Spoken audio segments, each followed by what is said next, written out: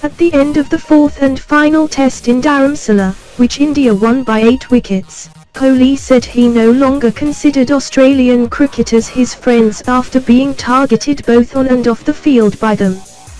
Former fast bowler Merv Hughes has taken a dig at Virat Kohli, who was targeted by current and former Australian players as well as the media during the just concluded Test series, calling the Indian skipper a flog, an apparently derogatory Australian slang.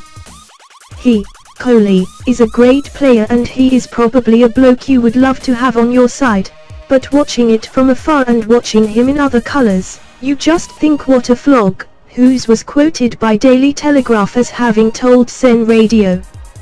Hughes' comments come after a bitterly fought Test series which India won 2-1 at home.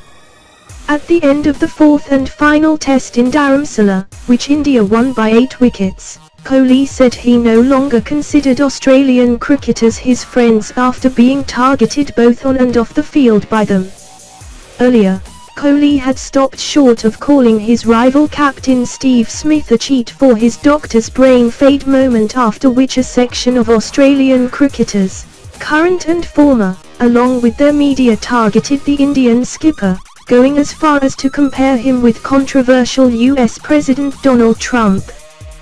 Worst, the Cricket Australia CEO James Sutherland, in a sarcastic remark to a radio station, said Kohli perhaps does not know how to spell the word sorry. Kohli pulled himself out of the fourth and final test due to a shoulder injury. Hughes said both sides were probably better off with Kohli injured for the final test, as the star Indian batsman might have gone over the top had he played in Dharamsala. The Indians played a real tough brand of cricket. I think they went out in the first test and thought it would be a real piece of cake, and when Australia knocked them over in that first test match, they changed their attitude and they came out real strong, and Virat Kohli especially.